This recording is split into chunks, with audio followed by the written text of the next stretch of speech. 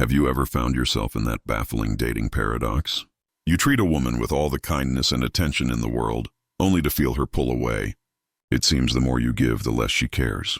Meanwhile, the guy who seems to barely lift a finger, the one who's a little aloof, a little hard to read, he becomes her obsession. It's a frustrating dynamic, but I promise you it isn't magic. It's psychology, and understanding it can change everything. As a psychologist, I've sat with countless men and women who are exhausted by the modern dating landscape. Men especially come to me confused. They've been told to be the nice guy, to be attentive, available, and respectful. So they try to be her hero, her safe space, her everything. But instead of appreciation, they often get silence or worse, the dreaded friend zone. Today I want to pull back the curtain on this phenomenon. This isn't about learning to be a jerk or playing manipulative games. It's about understanding the deep, often unconscious, currents of attraction, attachment, and perceived value that shape our romantic lives. Let's talk about why the man who doesn't chase often wins the prize. The primal dance.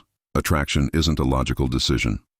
Before we dive deep, we need to accept a fundamental truth. Attraction is rarely a logical choice. It's a primal, emotional, and often deeply ingrained response. For centuries, traditional courtship rules dictated that men should pursue and women should be pursued. This dynamic isn't just a relic of the past. It's rooted in evolutionary psychology. From an evolutionary standpoint, a man's pursuit was a signal of his investment and commitment, while a woman's choosiness ensured she selected a partner with the best resources and genes to ensure the survival of her offspring. Many women today still say they want a man to pursue them, to show he's interested and willing to make an effort. It makes them feel desired and prioritized. However, there's a razor-thin line between confident pursuit and needy chasing, and this is where so many well-intentioned men go wrong. Consider the story of Linda, a 56-year-old CFO I once worked with. She was successful, driven, and used to taking charge in every area of her life. After a series of unfulfilling dates, she met Robert. He was intelligent, warm, and she was immediately captivated. Following the modern advice to be a go-getter, Linda made her interest clear. She responded to his texts within minutes, rearranged her demanding schedule to fit his, and offered solutions to his work problems. She thought she was being encouraging and showing him she was a supportive partner. Robert was initially flattered. Linda was attractive, accomplished, and clearly into him. But after a month, he gently ended things, confessing that the spark was missing.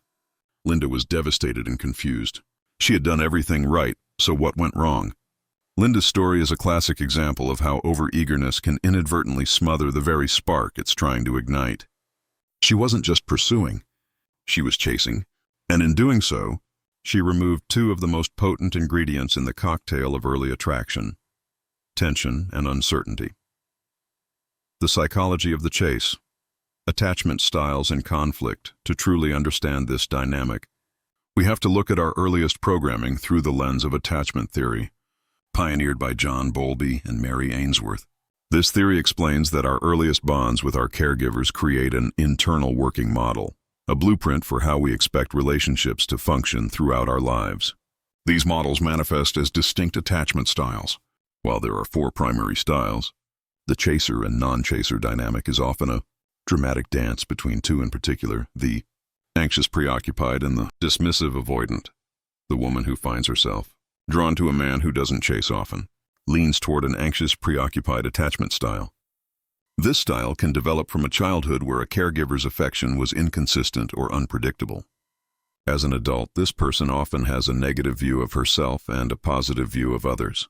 She craves high levels of intimacy and approval and lives with an underlying fear of abandonment. She might value intimacy to such an extent that she becomes overly dependent on her partner for validation and self-worth. When a man is aloof or emotionally distant, it triggers her deepest anxieties, but it also feels strangely familiar. His inconsistency mirrors the emotional landscape of her childhood, and her brain interprets this challenge as an opportunity to finally win the consistent love she's always craved. She chases not because she enjoys it, but because her attachment system is hyperactivated, compelling her to seek proximity to reduce her anxiety. Now, let's look at the man who doesn't chase. He often exhibits traits of a dismissive avoidant attachment style. This individual typically has a positive view of himself but a negative or distrustful view of others. He learned early on, perhaps from an emotionally distant or rejecting caregiver, that independence is the safest way to live. He views himself as self-sufficient and often denies needing close relationships, which he may see as unimportant or threatening to his autonomy. He suppresses his feelings and deals with emotional situations by creating distance.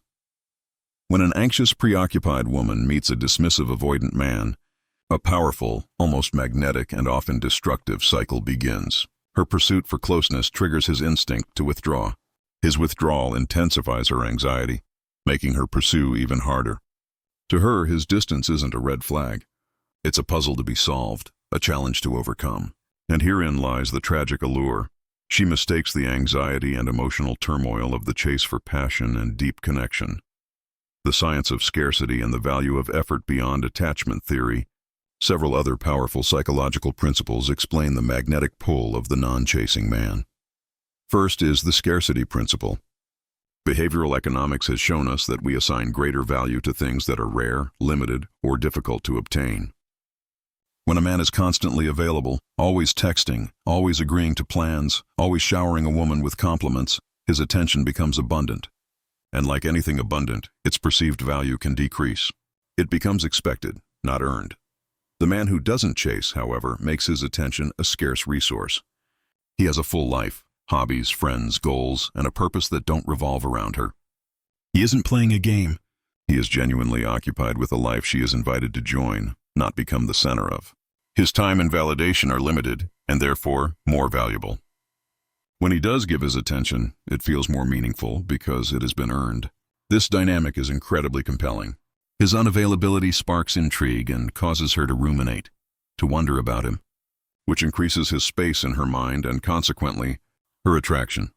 Second is the effort justification paradigm, a concept born from cognitive dissonance theory.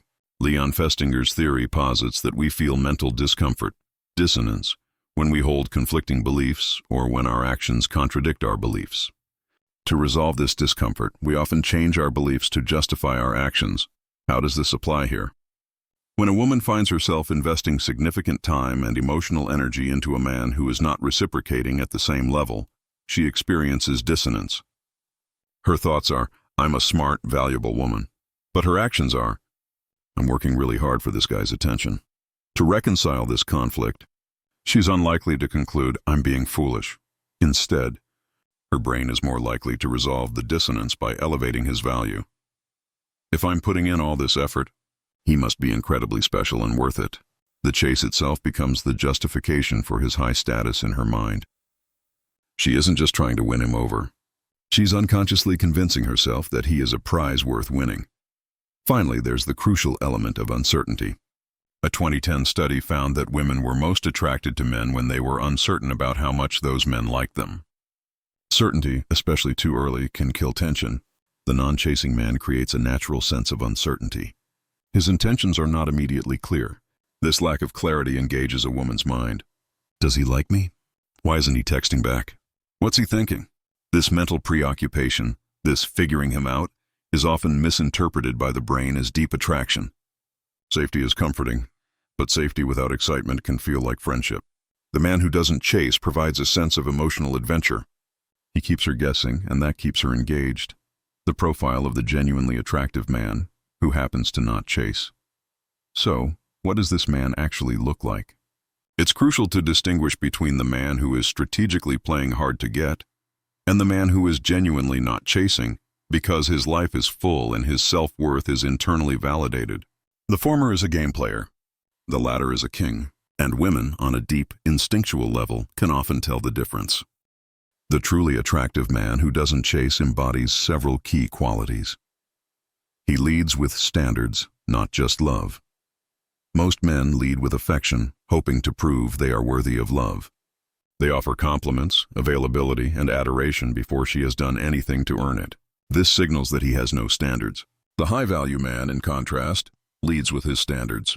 His unspoken message is, this is my life, my mission, my values. I am looking for someone who can complement that. He is assessing her as much as she is assessing him. A woman doesn't fall for the man who gives the most.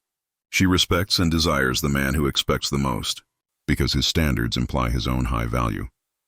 He is a companion on the journey, not looking for a destination. A man who chases often treats the woman as the final destination, the prize that will complete him. This puts immense pressure on her to be his source of happiness and purpose, a role no woman wants. The non-chasing man is already on his journey. He has a purpose, a mission, whether it's his career, his creative pursuits, or his personal growth. He is looking for a companion to walk alongside him, not a savior to give him direction. This is monumentally attractive because it allows her to be a partner, not a parent or a therapist. His confidence comes from self-compassion, not external validation. Our culture pushes a toxic version of self-esteem built on comparison and being above average. This leads to a fragile ego that needs constant validation. A man operating from this space chases because he needs a woman's approval to feel good about himself. The truly confident man operates from a place of self-compassion. He accepts his flaws and imperfections without harsh self-judgment. He doesn't need her to like him to feel worthy. His sense of value is intrinsic. This creates a grounded, steady energy that women find incredibly safe and alluring. He isn't trying to prove anything, which frees her from feeling like she's a judge in a contest. He understands masculine and feminine polarity. In the dance of romance, assertiveness and drive are often seen as masculine energies, while receptivity and nurturing are seen as feminine energies. When a woman feels she has to chase a man, she is pushed into a more masculine pursuing role, which can feel unnatural and kill the polarity that fuels sexual chemistry. The man who doesn't chase, but instead leads with confident, decisive action, asking her out, planning the date, allows her to relax into her feminine energy. He creates the space for her to be pursued, which for many women feels more natural and allows attraction to flourish. He's not passive. He's simply not needy. He initiates, but he doesn't chase. His communication stems from intent, not need. There's a palpable energy difference between a text that says, "Thinking of you, hope you're having a great day," sent with confident intent, and one sent with the needy undertone of, "Please text me back so I know you still like me." Women are incredibly attuned to this energetic subtext. The man who doesn't chase communicates when he has something to say or a plan to make. He isn't using communication as a tool for reassurance. This lack of neediness is refreshing and signals emotional strength. How to be the man who is chosen, not the man who chases. If you've been the chaser, reading this might feel disheartening. It might even feel like I'm telling you to become a cold, distant man. Nothing could be further from the truth. The goal isn't to feign disinterest. It's to cultivate a life and an inner world so compelling that your lack of chasing becomes a natural byproduct of your self-worth. Start by shifting your focus inward. Instead of asking, "How can I get her to like me?" ask, "Am I becoming a man I respect?" Pour that chasing energy back into yourself. Your fitness, your career, your passions, your mental health. When you build a life you love, you stop looking for a woman to be your life. Practice emotional containment. This doesn't mean being emotionally constipated. It means you are the steady captain of your own emotional ship. You can be open and vulnerable, but you don't dump your emotional baggage on a woman on the first few dates, hoping she'll fix you. You share with strength, not from a place of need. Learn to match effort, not overinvest. If you send a thoughtful text and she responds with a one-word answer, fall back. Don't double text. Don't ask if she's okay. Simply mirror her level of investment. If she's not meeting you halfway, it's not a signal to try harder. It's a signal to redirect your energy elsewhere. Finally, cultivate the quiet confidence to walk away when you are not chosen. This is perhaps the most attractive trait of all. It communicates without a single word that your self-worth is not up for negotiation. You would rather have your own respect than someone else's lukewarm attention. This isn't an act. It's the embodiment of a man who knows his value. In the end, the paradox is this. The relentless chase born from a desire to connect is often the very thing that prevents a real connection from forming. Women, like all people, are drawn to strength, confidence, and value. The man who doesn't chase doesn't signal disinterest.